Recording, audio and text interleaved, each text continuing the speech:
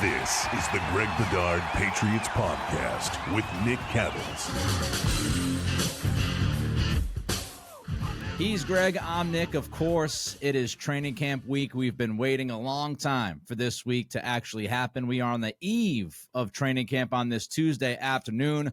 I remind you that the podcast is brought to you by our friends at GameTime. Take the guesswork out of buying baseball or even football tickets with the season rapidly approaching with GameTime. Download the GameTime app, create an account, use code CLNS for $20 off your first purchase. Last-minute tickets, lowest price, guaranteed. All right, Greg, Jerod Mayo met with the media today, had a lot to say. Let's start with the quarterback situation. Talking about Jacoby Brissett, Mayo said, quote, pretty clear coming out of the spring that he is the starting quarterback. Do you think that's strong from Mayo or pretty much what you expected from the head coach? Pretty much what I expected, but it was strong. I mean, I think, Nick, and you can correct me if you sort of remember this differently, but towards the end of the offseason practices, OTAs, mini camps, like it seemed like in some media circles, maybe locally, they thought Maye was really coming on and really making a push. I mean, I didn't see it that way on the field. Maye certainly had his moments, and I thought he improved over the course of the offseason. But in terms of where he is right now entering camp, and things could change in, you know, the what do we have, like six weeks, 8 weeks until the season starts? You know, a lot of things could change. But, you know, in my mind, I agree with Mayo that Jacoby is entrenched as the starting quarterback, and something, you know, both ways. Jacoby not playing well enough, maybe an injury, Drake coming on, really improving rapidly, which I do not rule out, that Jacoby is going to be the opening day starter for this team. And one thing, Nick, that I found interesting, I was listening to the GM Shuffle with Mike Lombardi, and they had on the Chiefs GM. Brett Veach? His name's escaping me. Yes, Brett Veach. And they were talking about Patrick Mahomes and sort of how he sat as a rookie largely. I think he played the last regular season game of the season behind Alex Smith and sort of got his feet wet. And he was talking about how, look, in hindsight, with what Patrick's done, could he have started as a rookie and been successful? Yeah, but that wasn't the plan. That wasn't the plan that Andy Reid wanted. Now, you could make the argument that the Chiefs were in better position with Alex Smith, and he had won a lot of games, might have even won a playoff game for the Chiefs or the 49ers at that point. I don't know. I don't remember. I'd have to go back and look. But certainly Alex Smith was at least average at that point in time. I certainly think there was a ceiling on what you could do with Alex Smith at that time. So it bought them a little time. So you could say it's a different situation. But Veach said the plan, Andy Reid's plan, was for him to sit. And the key part of it to me, Nick, which I think people need to understand, was he said it wasn't about what he could do physically, because we all see what he can do, make plays on the move, his arm, his anticipation, all that stuff. It wasn't about that. It was about Andy Reid wanted to get Patrick Mahomes ready to be an NFL starter from a mental standpoint. And he didn't think that Patrick Mahomes was going to be ready for all of that. And I think that's something that people need to keep in mind as we go forward, that, yeah, you might see the physical skills from Drake Maye, but there's so much that goes into being an NFL quarterback and starting, you know, early on in the season, especially with a new regime, new offense, like, you know, new players, like everything's new. I don't think it would be advantageous to put Drake in that position, at least early on in the season. We can revisit that after, say, like the first month. But I think, like, people need to keep that in mind. And I think that's what Mayo and Alex Van Pelt are sort of getting at, that Drake Maye is talented. We all know that. We all see it. But there's so much more that goes into being a starting caliber NFL quarterback that they don't want to rush the process with him. Now, Mayo did say if Maye comes out and lights it up, he could start. How much better do you think Maye would have to be than Brissett? How much better do you think he would have to be from what we saw at minicamp to actually start this season as QB1? I think it would have to be clear cut. It would have to be Drake Maye is clearly better than Jacoby Brissett, and he has advanced as far as the mental side of the game, that he is ready to take on, different blitzes and different coverages and all that stuff. And we're not really going to know that. The coaches are going to know that from the film, from the joint practice against the Eagles. I think if you're looking for a barometer, a measuring stick for Drake Maye, and we saw this with Mac Jones when he supplanted Cam Newton, it was against Philly down there. Right. And there was also the Giants practice here that where Mac Jones took the next step, and then he sort of, followed through on it against the Eagles. Like, I think if you're looking for a place in the schedule where you're like, all right, here's a good barometer on where Drake is and does he have a chance to do this, to me, it would probably be the joint session against the Eagles. All right, let's jump to some other players outside of the quarterback competition. Godchow, Judon, two guys we've talked about an awful lot the last couple of weeks. Mayo said they're here. He and Elliott Wolf want them here. And he said that they are expected to practice. I underline the word expected. But they are both here. Do we expect them to be out there tomorrow? Do we expect them to be active participants, Greg, with the proceedings? Now, I'm just judging Matthew Judon off of his words when it comes to, practicing. Now, we obviously went over what I reported and his response, which we also pointed out that was a denial, that he could have come out and said, I'm fine with my contract. I'm playing this year, and I look forward to free agency after this year. He hasn't said anything close to that. So, and from Mayo's comments, from Matthew Judon retweeting a trade proposal that would send Matthew Judon to the 49ers, and Matthew Judon retweeted that. Yeah. I think, let's all be adults, and let's acknowledge that Matthew Judon and Devon Godchow are not happy with their contracts. And as I reported, they are not going to play. They don't intend to play on those contracts. We'll see ultimately what happens. And it's good that Mayo's at least putting the olive branch out there that they want to make something work. And Mayo basically acknowledged, like, something has to be done to appease these guys. And we're interested. They're interested. Now it's about finding smart common ground for both sides. We'll see whether that happens. But if you were asking me right now, and you are asking me right now, by the way, will those guys practice? I would say Matthew Judon practices in some manner, at least individual stuff, probably pick and choose team stuff that he's involved with. It would surprise me if Devon Godchow does anything. I think that he didn't go through this like Matthew did last year, and Matthew admitted that he learned lessons from that. And maybe he blames his injury on part of not doing enough in the ramp up to the season.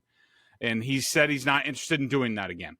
And so I'm going to take him at his word on that.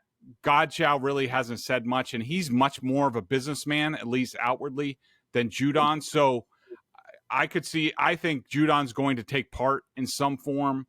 I don't think Godchow is going to do much of anything. Let's move to the offensive line. Mayo said that, look, we're going to play the best five, whether that means Mike Onwenu's at guard or he's at tackle. We're going to play the best five guys. Is that what he should be saying? Is that the approach that you think is right? And also, Greg, where do you think Onwenu ends up playing? I think he ends up playing right guard. I think they're going to, push, at least initially, to allow Caden Wallace to be the right tackle, position he played in college. It's not unusual. In fact, it's the normal course for a quote-unquote potential left tackle as a rookie to start at right tackle. We've even seen it with the Patriots. Nate Solder started at right tackle, then moved to left tackle. Matt Light started at right tackle, then moved to left tackle. This is the way things go. That if, and the Patriots obviously think Caden Wallace is talented enough to play tackle in the National Football League. They think he has left tackle potential. So if he's that good, and he's going to have to prove it on the field this summer, I think that I think that he starts at right tackle. I think Owenu's at right guard. To me, in my mind, and I'm hopeful to write on this at some point this week, Nick, but I've been taking a look at some of the other guys, most notably Nick Leverett, who they brought in, who I think played for the Rams last year, didn't play much at all, but he played a lot for the Buccaneers with Tom Brady under center. And I've been watching some of his film. And in my mind, look, I would say that Okorafor was more impressive on film and has more of a chance. But I do think Leverett has his pluses, and I wouldn't be surprised if there's a competition between City So, Nick Leverett, and perhaps Michael Jordan, another reserve guard. Maybe Layden Robinson gets in the mix. I think there's going to be competition for that left guard spot. And also Nick Leverett has played some center, including with Tom Brady. There was a Falcons game, Buccaneers against the Falcons, where he started at left guard, but because of an injury, he moved to center and looked to do a decent job. So he has some versatility there. You know, looking at the offensive line, it feels like, and maybe I'm wrong, you can correct me if I am, but it feels like you are a little bit higher on some of these guys than some of the other media. And, you know, I always think you watch the film, and I know you get your balls busted over that, but you do watch offensive line play, and you keep a close eye on it. So I feel somewhat optimistic after hearing your thoughts on guys like Okorafor and Leverett. And maybe they can put this thing together, and maybe Elliott Wolf wasn't as much of a mad scientist as just a smart football evaluator. And I was asked a question over the weekend on 98.5 when I was working with Cerrone, and I think I was also asked when I was doing a pod with Tayler Kyles yesterday, like, who is the most important member of that offensive line? To me, it's Chuks Okorafor, because if Okorafor works out at left tackle, everything else kind of falls into place, and you can mix and match and make it work. So it'll be interesting to see when the pads come on how those guys look, but hopefully they look good. And maybe, crazy to talk a little optimistic here, I know, people, I understand, but maybe, just maybe, this offensive line ends up being at least decent, and we're not talking about a 5-alarm fire. One of the most... Yeah, Nick, one thing on that to follow up real quick, like I am optimistic about Okorafor. I think between City So, Nick Leverett, I haven't watched any of Michael Jordan yet, but I will try to do that at some point. I think they will figure out left guard. David Andrews, everybody knows how I feel about David Andrews. And you have Mike Owenu at right guard that we know, when he's right and in shape and all that stuff.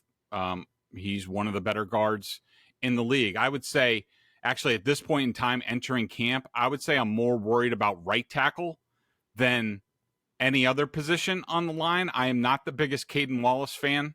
I don't like players, especially offensive linemen, if there are lingering questions, which there are from the scouts that I've talked to about how much he likes football. But I will say they have other options. Calvin Anderson is coming back. He's been a pro. He's played a lot in the league.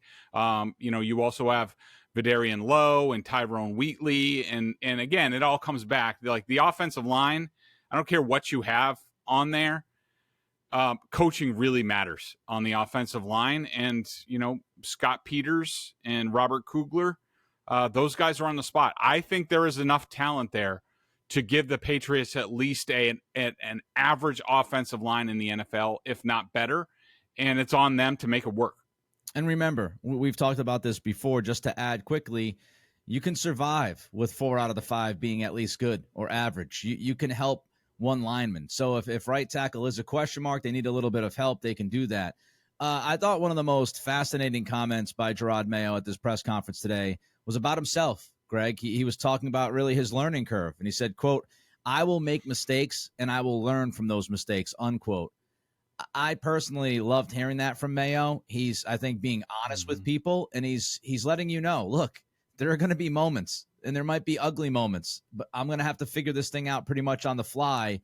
But I promise you, I will learn from the mistakes that I make. We'll have to wait and see if that's true. But just your overall thought about how he's approaching this and some of that honesty that he had today.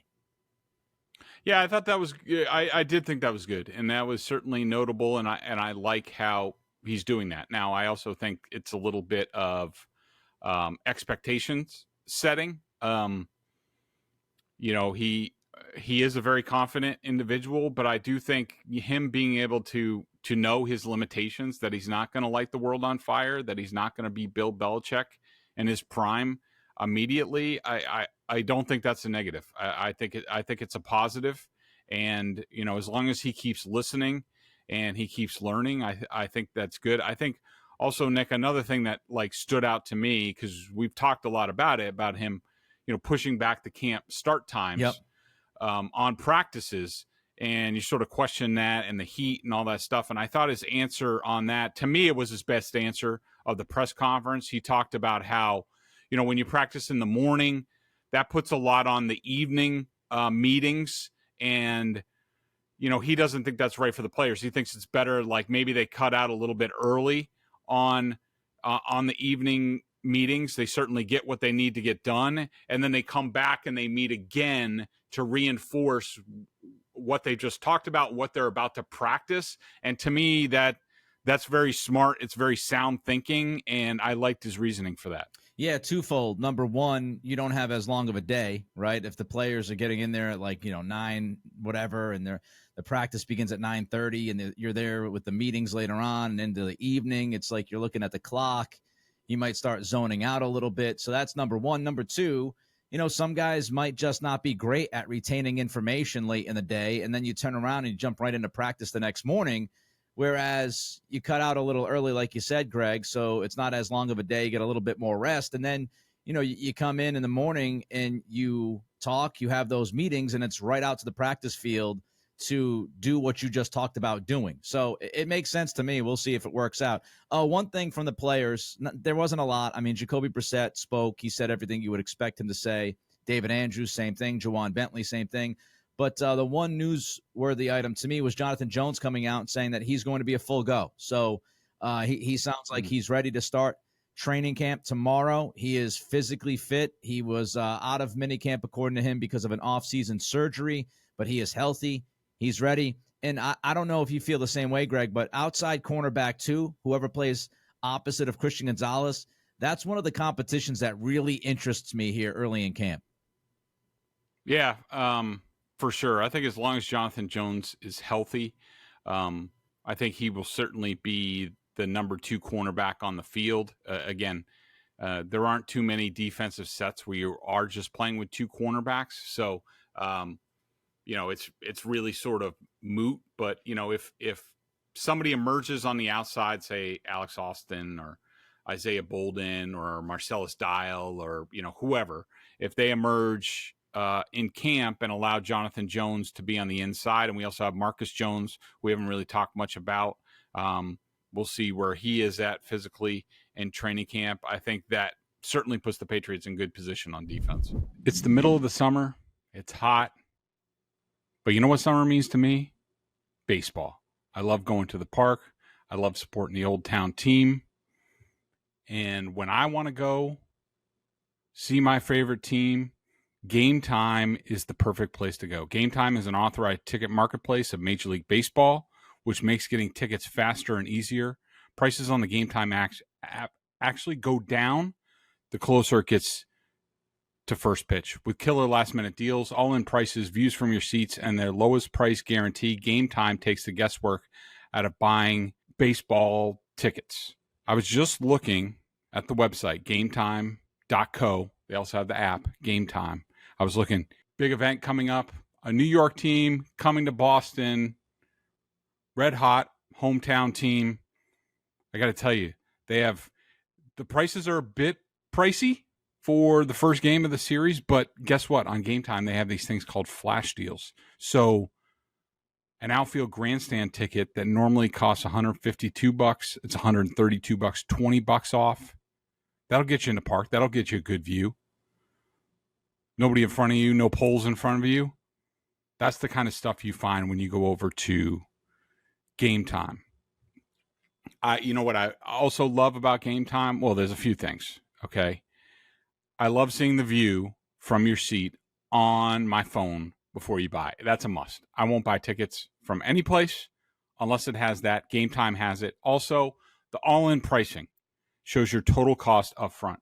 You go to these other sites, And you're like, oh, that's a good deal. Suddenly you get to the end and there's all these fees and taxes and other things. And all of a sudden you're paying double than what you thought.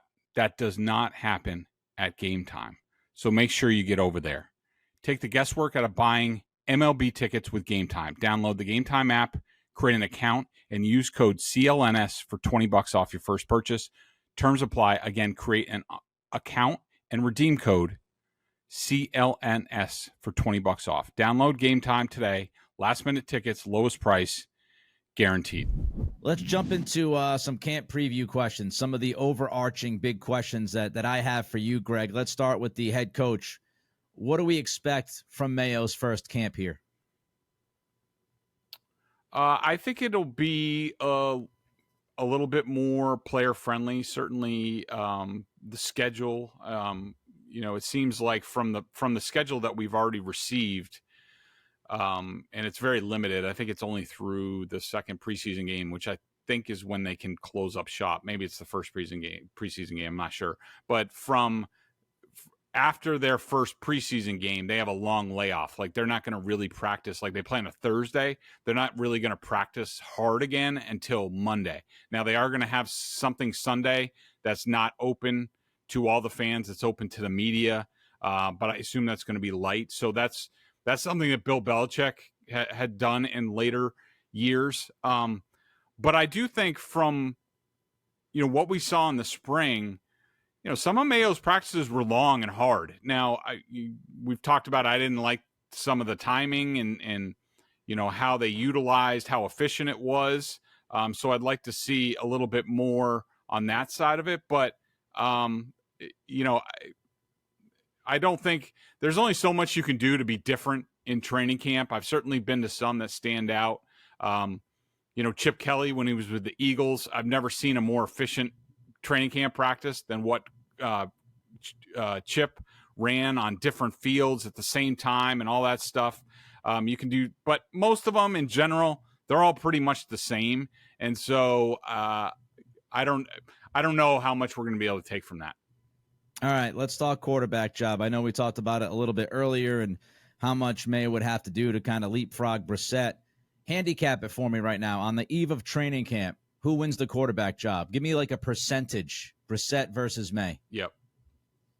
I would say as of right now, Jacoby Brissett has an 85 to 90% chance to be the opening day starter. All right.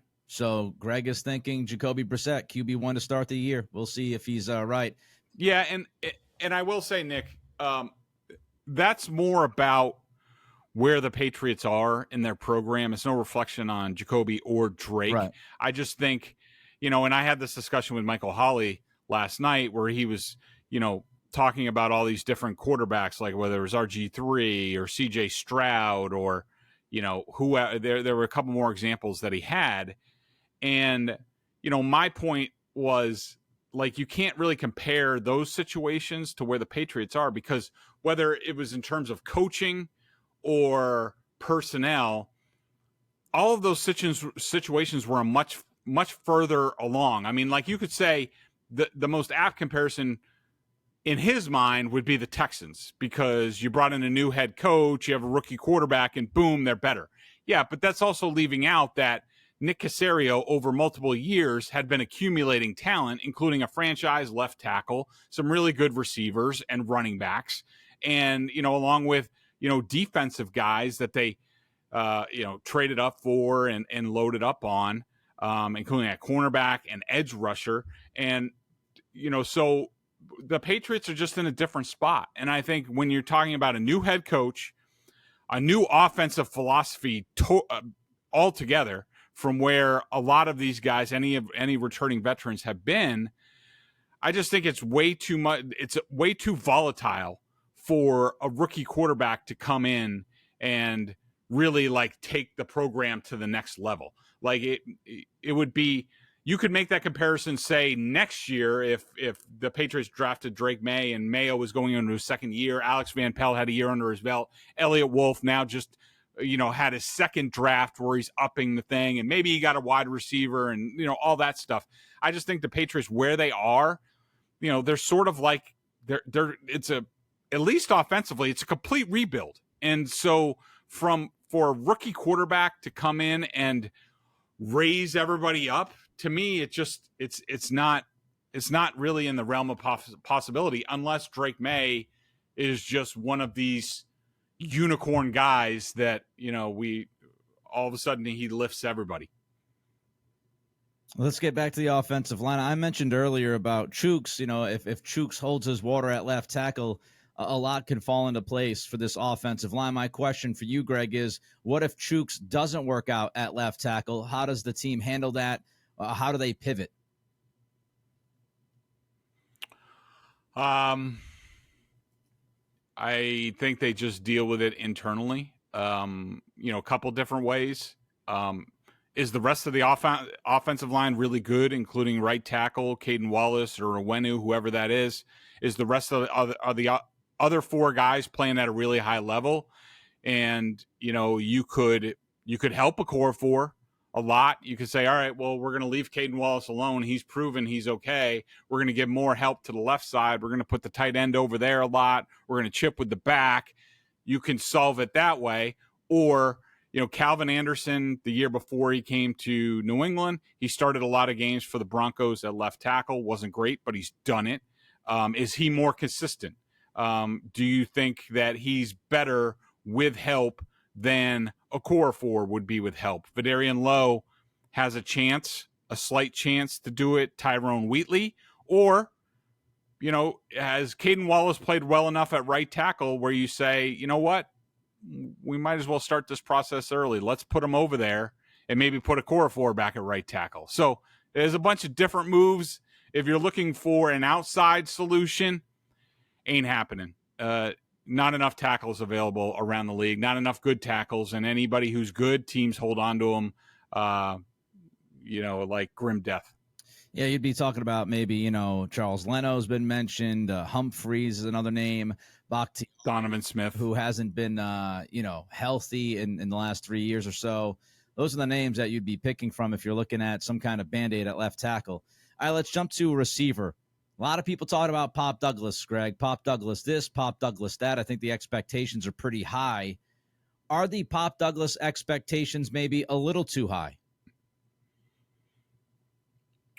Only in terms of his injury risk, which is a lot because he's a little guy, and little guys don't last long in the National Football League unless they have some sort of superhuman strength. Like, for example, like Tyreek Hill is, built like a brick shithouse, especially in the lower body. And, that doesn't look to be, Pop Douglas, doesn't look to be Marcus Jones. So you worry about those guys, or guys like Tyquan Thornton. To me, if Pop Douglas is healthy, and I do think that part of when you talk about like what his potential for the Patriots, I do think that usage is going to have to be something that they keep an eye on and think smartly about, because he is a playmaker and you don't want to expose him too much to risk. But in my mind, he looked great to me. To me, injuries are the only thing that can hold him from being a very effective player. The usage thing is interesting because Alex Van Pelt has talked about wanting to run the ball. Cleveland ran the ball a lot the last couple of years. They give Stevenson the extension. They bring in Gibson.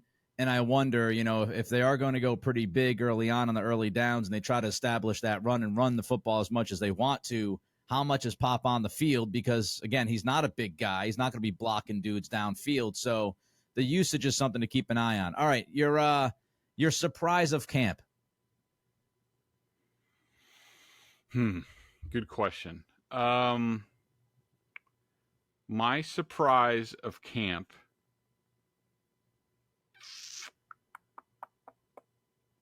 I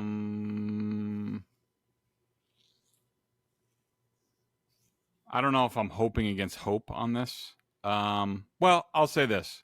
I think that a guy that we haven't seen much of yet, due to a hamstring injury that he had coming out of the draft cycle, I think that Deshaun Fenwick, the running back, I think he's going to be a preseason game hero, and I think he's going to make this team, and he could get some decent snaps this year.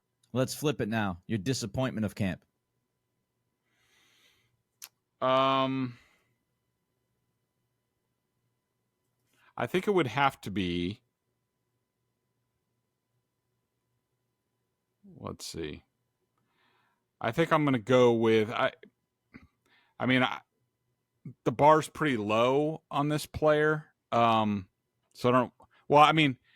that I expect to underachieve, Taekwon, Juju, KJ Osborne would probably be my guy after what we saw in the offseason practices. I know they have high hopes for him, but I hope he comes to training camp with stickum on his hands because that was not the case in the preseason. And I do think he's a good player, and I do think he can help this team. He's just got to catch the ball better.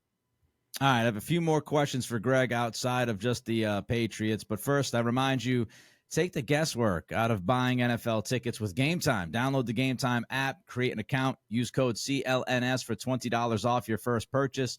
Last-minute tickets, lowest price guaranteed. Also, don't forget about Boston Sports Journal. Many of you know it by now, $50 for the year. Bedard, Giardi tag teaming on the Patriots for film. Best sources around to give you the most accurate reporting on your football team this season. Okay, a couple of NFL things out there today.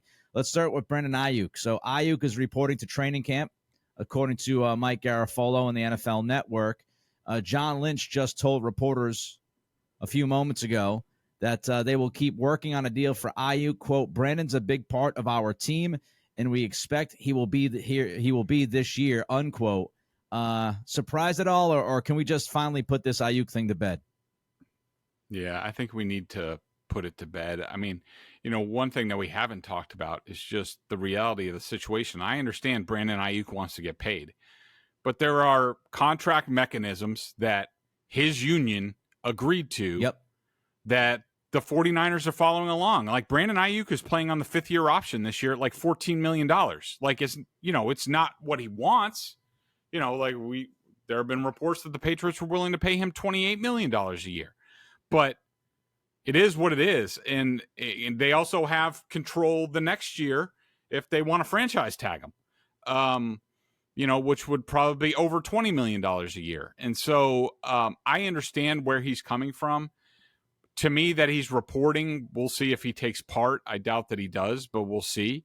But that he's reporting, at least, it can be viewed as an olive branch with the team and maybe an indication of, a show of good faith that let's make something happen. And, like I've been saying from the beginning, the San Francisco 49ers, unless they can get somebody who is just as good or better than Brandon Ayuk, which probably wouldn't happen until next offseason in the draft, he is there. They don't have anybody else like him. He's a key to their offense.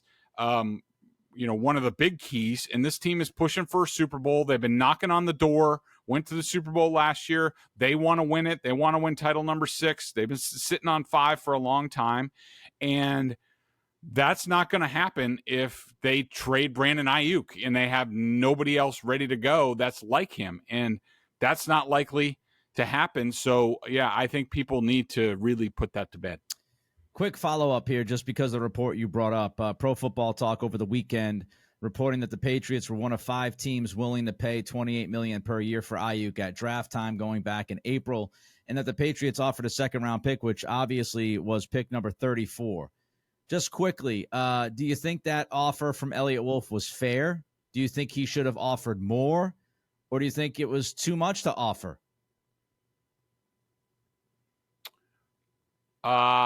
I think it was a fair offer. I mean, it was basically sort of like a first-round pick.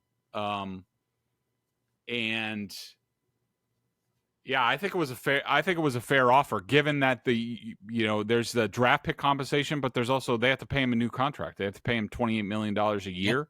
Probably would have been, I don't know, 50, anywhere from like 60 to $70 million guaranteed.